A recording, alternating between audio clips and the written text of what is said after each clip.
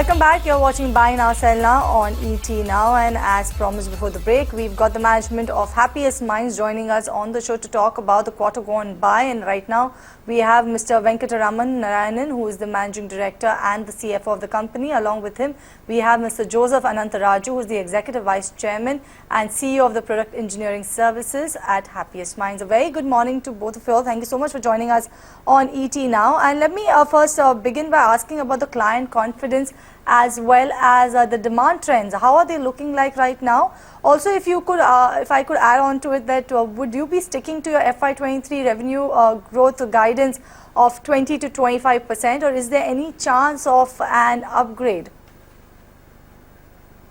In terms of client confidence, as we mentioned in our release, we see customers continue to be bullish about their digital journey. At the same time, they're looking at the overall spend and the market conditions and trying to make sure they balance out the need to implement digital initiatives versus the overall macroeconomic conditions and make sure that they optimize their spend.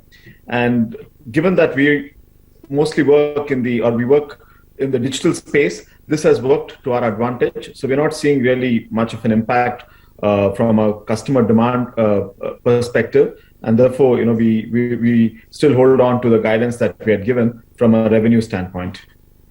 Yeah, if you look at our growth for the current quarter, it's been quite good comparatively and on a standalone basis.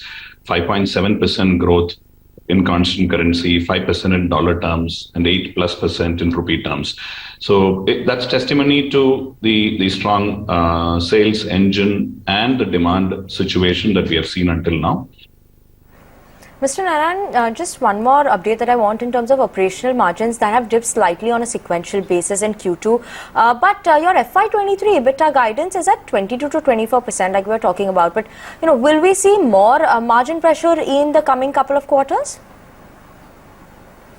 To this number of 22 to 24% even before what started happening around the world. So it started almost 5-6 quarters back. We have been talking about this margin number of 22 to 24%. And in all fairness, I continue to hold on to it, even though this will be the 10th quarter we are doing a 25% plus margin quarter. So 9 quarters of 5% plus growth and 10th quarter of 25 plus percentage of EBITDA margins. But despite that, it's always ideal to be a little bit cautious on the margin front, because some of these things can just happen overnight. It was a demand situation, the supply situation, which gave us all the concern the last 3-4 quarters. Right now, it could be investment that we may need to make in some new areas given the changed market conditions. Thank you so much, gentlemen, for joining with us on ET Now this morning. But let's move